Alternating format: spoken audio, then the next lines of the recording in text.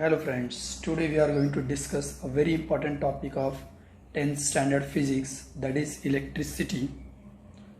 As we know, this form of energy is a controllable and very convenient form of energy which we can transform into various other forms, like we can transform this energy into the heat or mechanical energy or chemical energy and many other forms. So we come across many applications in our day-to-day life of this concept of electricity, like starting from our home, charging a mobile, to running AC and fridge. And if you talk about at large scale, railway has a very wide application of this electricity, and various industrial sector, whether you talk about mechanical industry, chemical industry or software industry, all these industry use some or the other way electricity for various purpose. So the basic question arises, what constitute this electricity? How does it flow in an electric circuit? And what are the factors which control and regulate the current through an electric circuit? Then what are the components of electrical circuit? How various parts are connected in electrical circuit to fulfill certain requirement? And finally, what are the other applications of this electricity in our lives? So before going into the detail, we must understand the very basic concept, that is what is called as charge, because this is a fundamental of electricity. So we must understand the concept of charge, why it is there, how it is there, what are type of charges. So the definition goes like, charge is an inherent property of matter. It is an inherent property of matter that feels a force of attraction or repulsion. That means there may be attractive force or there may be repulsive force. In other words, electric charge is a physical property of matter that causes it to experience a force when placed in an electromagnetic field. That means if you have a charge, suppose charge plus Q is there, and you keep this charge in electric field, you can experience either force of attraction or repulsion depending upon type of charge. So in physics, it is a measurement of attraction or repulsion of particle as found by Coulomb.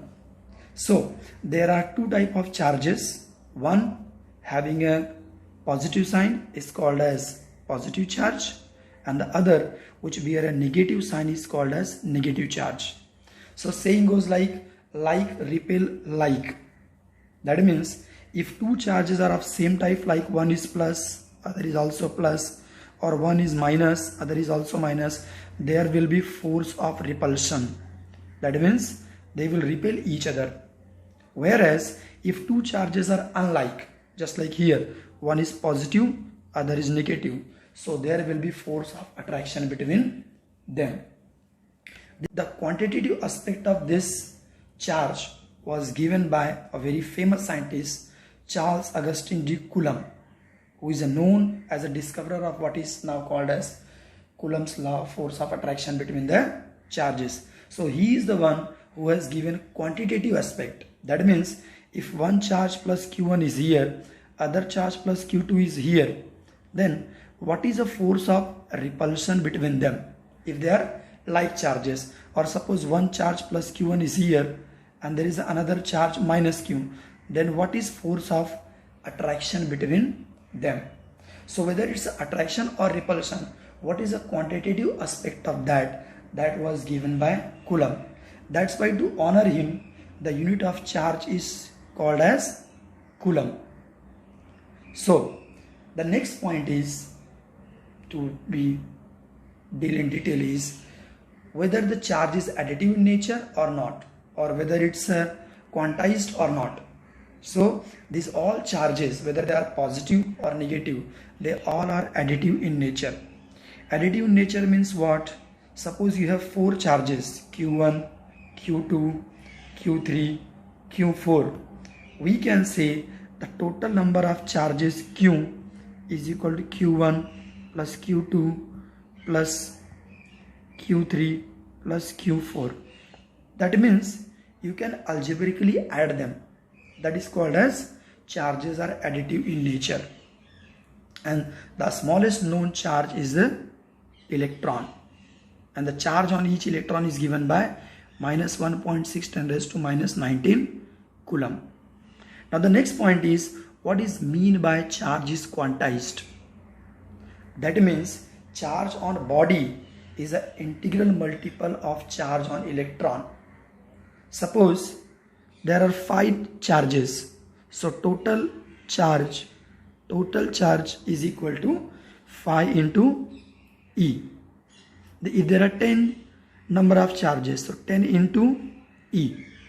So we can say charge on a body is an integral multiple of charge on electron. So it is a quantized, it is additive in nature, it is the smallest particle. These are the features of what is called as charge. So with this information, we come to a point to define what is termed as electric current. So electric current is the rate of flow of charge. That means the number of charges flowing through the conductor in a given time is called as electric current. Now this is called as current because charges are flowing in the conductor. Like if water is flowing, we call it water current. If wind is flowing, we call it wind current. Same way, if electric charges are flowing through conductor, we call it electric current. So I is equal to Q upon T, where we know Q is equal to N into E. So I is equal to Q upon T and Q is equal to NE upon T. This way we can find out the amount of current flowing through the conductor. And we know the conventional way in which current flows is the direction opposite to the direction of flow of electron. Okay, and it is a scalar quantity and the SI unit of charge is ampere. So we know I is equal to Q upon T, where Q is a charge, T is a time. So unit of charge is coulomb and unit of current is ampere. So we can say 1 ampere is equal to 1 coulomb upon 1 second. So how we can define 1 ampere? 1 ampere is the amount of current or amount of charges flowing through conductor per unit second. That means if 1 coulomb of charge flows through conductor in 1 second, then your current is termed as 1 ampere.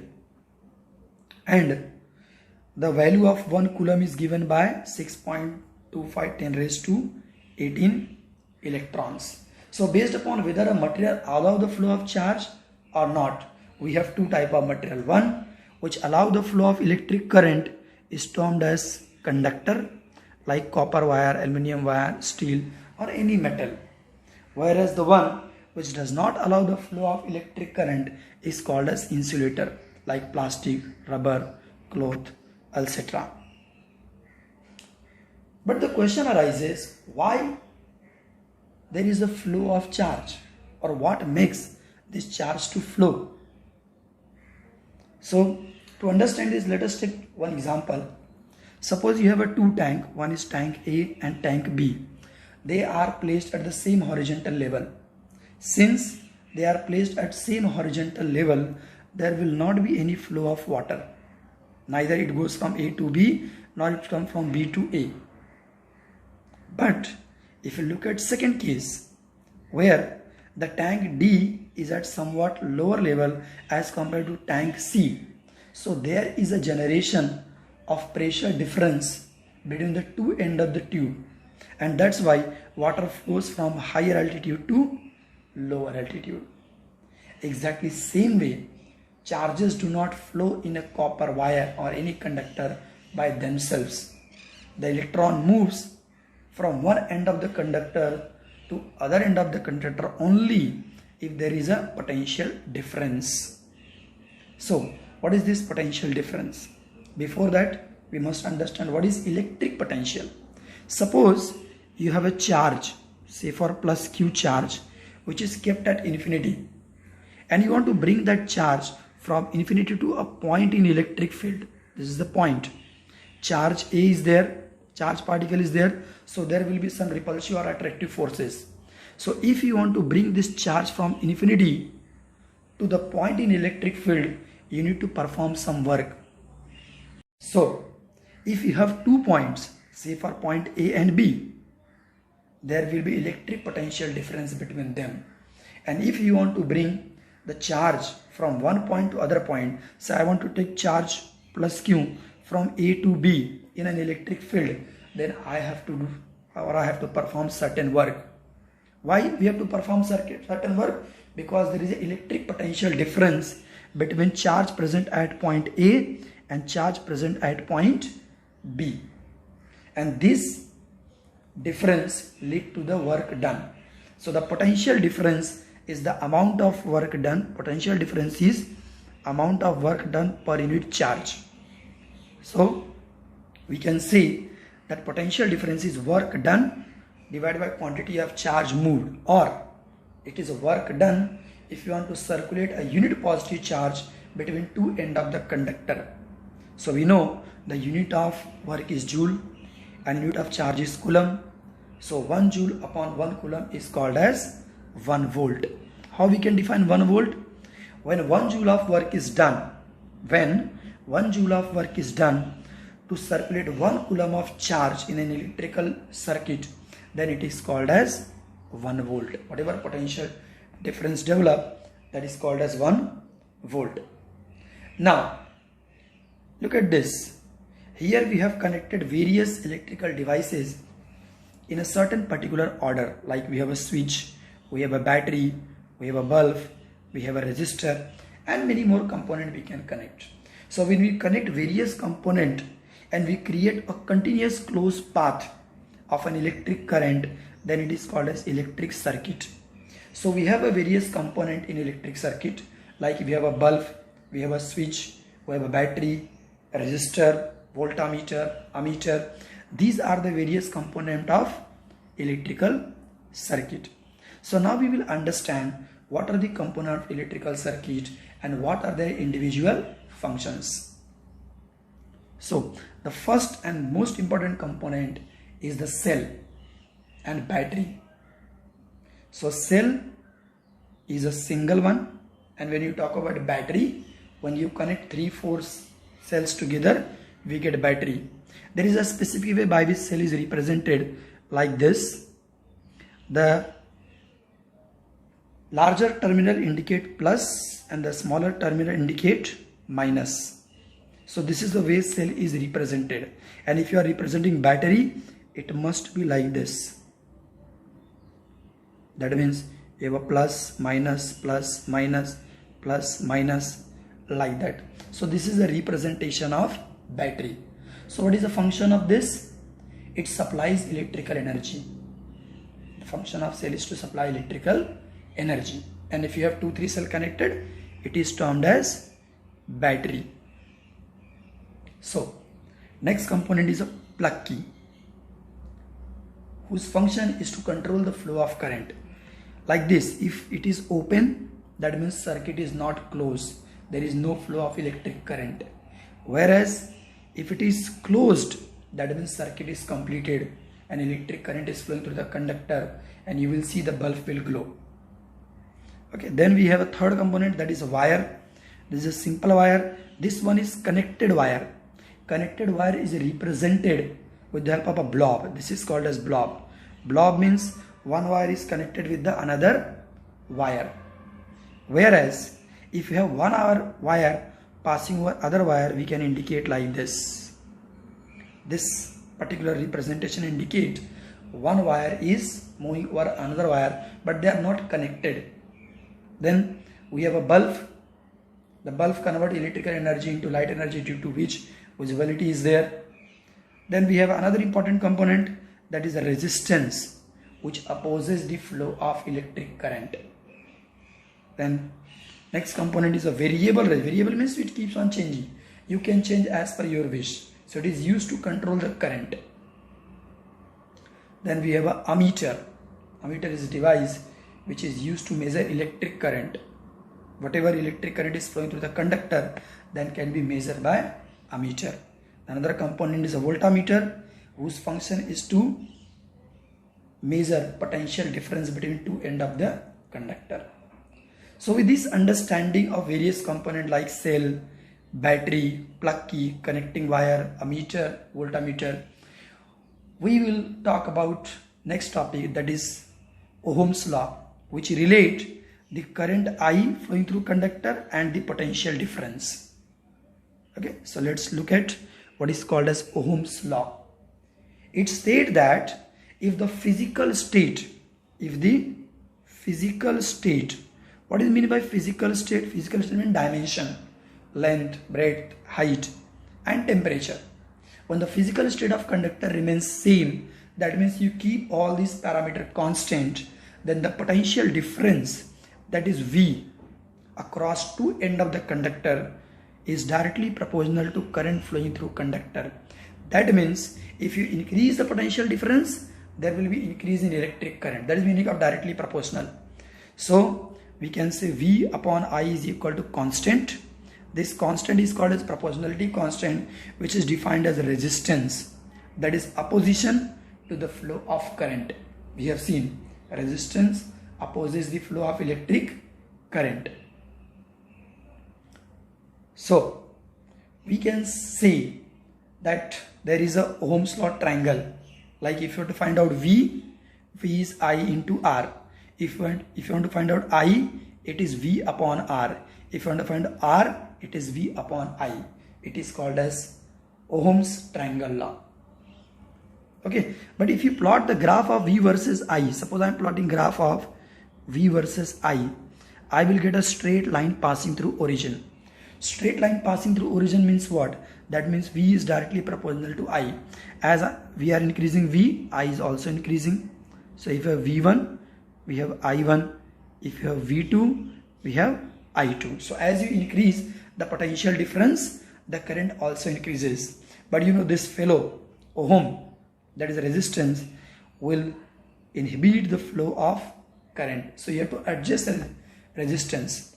We call conductor have very low resistance, whereas insulator have very high resistance. That's why they do not allow the flow of electric current. Now we have an ohmic resistor and non-ohmic resistor. The one which obey Ohm's law, where your current increases as we increase the potential difference, is called as ohmic resistor, whereas one which does not obey the Ohm's law, they are called as non-ohmic resistor. We should have got straight line, but we are not getting straight line. That means it is a non-ohmic resistor. So non-ohmic resistor means this does not obey Ohm's law. Now we will now discuss what are the factors which affect the resistance of the wire. What are the factors which controls the flow of electric current? Because if the factor is affecting resistance, that means it is going to affect electric current. So the first factor which affect the resistance is length of wire. Now you can see, suppose this length is 10 centimeter and this length is 20 centimeter. So in case first the electric length is less, so they need less time to travel that distance, whereas in case second it is 20 centimeter, that means double that of first measurement. So here they need more time to pass through the conductor. As they need more time to pass through the conductor due to its higher length, they face more resistance. That means as the length increases, resistance of wire also increases. That means resistance of wire is directly proportional to length. If you increase length of wire, the electron moving through the conductor will face more resistance to pass from one end to another end. That means resistance is caused by the electron colliding with the metal ions. So when the length of wire is increased, the electron have to travel further. So the chances of collision or the number of collision per unit time will increase. As the number of collision per unit time increase, the resistance also increases. The another factor is area of cross section. Look at first case. This is area of cross section. Where the area of cross section is less, the particle are going to, or electron is going to face more resistance because they are close to each other. Whereas in second case, we have a larger area of cross section, so they can easily pass through this particular conductor. That means resistance is inversely proportional to area of cross section. As area of cross section increases, resistance is going to decrease because the electron have more space to pass through the conductor. The another one is the temperature, effect of temperature. We can see here resistance versus temperature graph, which indicate as the temperature increases, there is a sharp rise in the resistance of wire. That means what? That means if you increase temperature, resistance will also increase. What is the reason behind it? The very simple reason is if the temperature is increases, there is an increase in the collision of conduction electrons with a fixed ion present in the conductor, due to which the resistance will increase. The next is type of material. So we know different materials have different type of atomic arrangement. So the difference at atomic level of material causes vibration or variation in how the collision affect the resistance. For example, conductors allow the flow of current, whereas insulator does not, because they have different type of arrangements. And the quantitative measure of material opposition to the flow of current is called as resistivity. Conductors have very low resistivity, so they are allow the easy flow of current. You can see an example of copper, aluminium, iron. Whereas insulator have very high value of resistivity in the range of 10 raised to 10 to 10 raised to 16. That is their range. So they are the material which does not allow the flow of electric current. Now we will see quantitative basis of this length and area of cross section on resistance. We have just seen that resistance is directly proportional to length, inversely proportional to area of cross section. If you combine them, we can say R is directly proportional to L and inversely proportional to A. So R is equal to rho L upon A, where rho is called as proportionality constant, which is termed as resistivity, and the value of rho is given by RA upon L, where A is the area of cross section.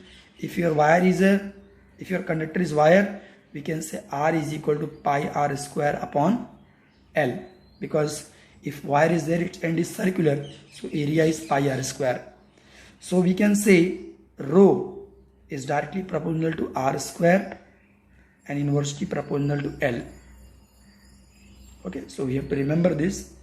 And the SI unit of this resistivity rho is called as ohm meter. Conductors have a low resistivity, as we have seen. Their range is 10 raised to minus 8 to 10 raised to minus 6.